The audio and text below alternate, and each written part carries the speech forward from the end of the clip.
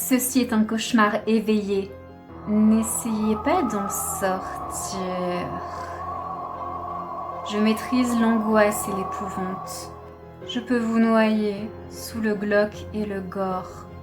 Vous allez voyager au sein même des atrocités. Bienvenue dans les récits nécrosés. Film d'horreur au cinéma Apollo. Lorsque j'étais au collège, j'habitais dans un petit patelin du nord de la France. Comme toute adolescente normalement constituée, j'aimais les sorties avec mes copines le samedi après-midi. Rien d'extraordinaire jusqu'ici. Vous savez, je vivais dans un coin sans histoire. Dans la banale ville de Lens, les choix d'activités n'étaient pas très variés. On faisait soit du shopping, soit une escapade au cinéma d'art et essai, l'Apollo. C'était durant cette période où la simplicité prônait et où les cinémas aux salles modestes offraient une convivialité et une belle proximité entre nous. Enfin, c'est ce que je pensais. Mais à l'époque, j'étais heureuse d'avoir un petit cinéma à la façade art déco qui avait une histoire plutôt qu'un grand complexe cinématographique. Vous savez, comme ces goumons pâtés qui poussaient et se développaient, semblables à autant de champignons sur un ongle pourrissant. Un samedi, insouciante et heureuse de sortir avec ma meilleure amie Vanessa, je proposais une virée ciné pour aller voir la fiancée de Chucky. Il fallait en profiter avant qu'il ne soit plus à l'affiche. Rire et frisson garantis. Je ne savais pas alors à quel point j'étais dans le mille en évoquant ces deux sensations, surtout en ce qui concernait les frissons. Le jour venu, on arriva pile au bon moment, au début des bandes annonces. Bizarrement, la salle était vide, et il faisait plus froid que jamais. Je pénétrai dans le lieu de mon prochain calvaire la première. Alors que je forçais vivement le pas, en laissant ma copine traîner en arrière, la porte d'accès à la salle de ciné se bloqua. Impossible à ouvrir. À ce stade de mon anecdote, on peut supposer une panne, un souci technique, mais tous les éléments qui participaient à l'ambiance renforcèrent mon impression de paranormal. Les sièges de la première rangée grincèrent en une succession de sons stridents. Je pensais même voir du coin de l'œil des fauteuils qui s'ouvraient rapidement pour se refermer tels des mâchoires macabres. Les bruits n'étaient pas les seuls trucs flippants. Des courants d'air froid me frôlaient, avec des sensations de pression sur mon épaule gauche et de tiraillement sur le bras opposé. Une odeur de soufre accompagnait ma croissante souffrance. Je prenais par réflexe des goulets d'air, mais la fumée acre qui se formait n'avait pour effet que de me faire suffoquer. J'allais bientôt étouffer. Je paniquais. C'est la question que vous posez ? Est-ce que je paniquais, avais peur et tentais de forcer l'ouverture de la porte bloquée ? Non, je ne bougeais pas d'un poil, tétanisée par ce que je pensais être un affreux effroi. Au bout d'un moment, 1, 2, 3 minutes, je ne saurais dire, la porte se réouvrit. Ma copine était tout aussi inquiète que moi et me demandait pourquoi j'avais bloqué la porte. Elle était livide mais bien trop terre à terre pour croire aux esprits, fantômes et revenons. Apparemment, elle voulait se persuader qu'il était impossible qu'un phénomène surnaturel n'arrive. Je la rassurais en lui répondant que j'avais voulu faire une petite blague et tester son self-control. Elle rit, mal assurée, et nous prenions place au fond de la salle. Je ne suivis rien du film. Il avait l'air bien, mais j'avais à présent l'intuition d'être fixée. La chair de poule envahissait ma nuque. Je frissonnais durant l'heure et demie qui suivit. Je prétextais un mal de ventre sitôt la séance finie pour rentrer et me mettre à l'abri chez moi. Pourtant, je n'allais plus avoir un réconfortant chez moi. Je ne le savais pas encore, mais une chose m'avait suivi. Tout commença la première nuit. J'eus un mal fou à m'endormir en tournant dans tous les sens comme une toupie démoniaque. J'étais flippée mais ne pouvant parler à mes parents. J'avais passé l'âge de craindre le monstre sous mon lit. J'aurais dû car elle était vraisemblablement là.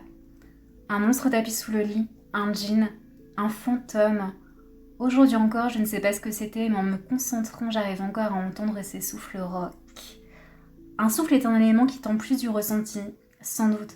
Le concret du cauchemar fut ici. La chose ne se contenta pas d'expirer des exhalations nauséabondes, elle effectua plusieurs pressions sur ma cage thoracique. Des compressions à m'en broyer les côtes. Sous cette emprise, mon corps s'enfonça dans le matelas. Il creusa toujours plus profond, à tel point que mon dos saigna contre les fondations métalliques du lit. Les nuits suivantes, les souffles devinrent des cris aigus qui hurlaient à mes oreilles quand j'arrivais enfin à m'endormir. Très vite, Les meubles de la chambre rejoignirent le vacarme auditif entraînant bruyamment sur le sol. Ma vie devenait un cauchemar permanent. La nuit, je ne fermais plus l'œil et la journée, je jouais un cache-cache infernal avec les ombres menaçantes qui me suivaient au collège. À l'école, je frôlais les murs et sursautais au moindre bruit. Je faisais peur à voir. Je me rendais compte car tout le monde m'évitait. Je ne ressemblais plus à celle que j'étais. Des cernes ternissaient mon visage qui, conjugué à la maigreur de ma figure, me conférait un air famélique. Mon squelette était d'ailleurs meurtri. Je suspectais des côtes cassées, broyées par ce qui écrasait mon corps la nuit. Et puis soudain, tous les sons et sensations s'amoindrirent. Sans comprendre, je rejoignais mon collège un lundi matin. Nul ne besoin de préciser que j'étais inquiète de la nouvelle tournure que les choses pourraient prendre. Vanessa m'y accostait. « Devine !» Je ne sais pas, mais dis-moi. « Le cinéma va fermer, tu te rends compte ? Sans préavis, juste comme ça. » Sidérée, elle joignit le geste à la parole en claquant des doigts. En un claquement de doigts bienveillant, mon cauchemar cessa. La sensation d'être observée la nuit, la maltraitance physique, les hurlements à mes oreilles, le déménagement diabolique dans ma chambre, tout s'arrêta. Le cinéma ferma ses portes et par la même occasion stoppa l'accès à mes tourments. J'aimerais vous parler de coïncidence, banaliser, dire que les deux événements n'ont aucun lien ensemble, un peu comme un diablotin et un angelot. Mais je ne vous convaincrai de rien, car même les bars près du cinéma furent les témoins d'événements étranges pendant de longues années. Des voix venaient des réserves où les verres se précipitaient sur le sol avec perte et fracas sans raison apparente. En salle, les piliers de bar se faisaient rares, qui prétextaient l'inconfort des chaises qui meurtrissaient leur dos. En 2009, le cinéma L'Apollo fut détruit. Des engins de démolition vinrent annihiler, déchiqueter l'accueil, les couloirs et les salles du ciné. Des ouvriers m'avaient alors dit que les chantiers avaient connu plusieurs catastrophes. Un salarié avait une poutre qui était tombée sur ses jambes, le rendant paraplégique, et un autre avait totalement perdu l'esprit. Aucune entreprise ne racheta l'endroit pourtant situé face à la gare ferroviaire en plein centre-ville. L'emplacement avait du potentiel pour laisser prospérer un salon de thé ou une boutique spécialisée. Mais au fil des années, les mauvaises herbes sont les seules choses à s'y être développées. Aujourd'hui, nous sommes arrivés à l'âge adulte. Nous avançons d'un pas mécanique, le souhait cloué à nos lèvres vers le théâtre de mon drame adolescent. En grandissant, on relativise beaucoup les choses. On se dit qu'auparavant, on se faisait montagne de tout, et en évoluant, on se rend compte que ce n'était rien. Ce sont elles qui me l'ont appris. Un monstre tapis sous le lit, un djinn, un fantôme. Je ne sais toujours pas ce qu'elles sont, mais peu importe, je n'ai pas peur, car partout où je vais, elles m'accompagnent. Elles ne m'ont jamais quitté mon souffle mince et limpide. D'un même élan, nous regardons avec avidité le terrain vague où se dressait le cinéma Apollo. Rien ne se perd, tout se transforme. Ce sont elles qui m'ont inspiré cette citation. Elles ont raison, car elles n'ont pas perdu mon âme. Elles l'ont juste modifiée, transcendée.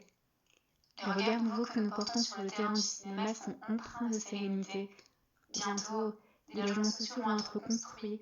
Quand les travaux seront finis, des dizaines d'adolescents trouveront comme moi leurs entités sœurs. Des rictus rivés à nos lèvres, nous imaginons et vivons les calvaires des futurs locataires. Tout ira bien pour elles, comme pour nous, elles seront toutes réunies. La brise estivale joue avec le t-shirt qui effleure le dos et la cage thoracique.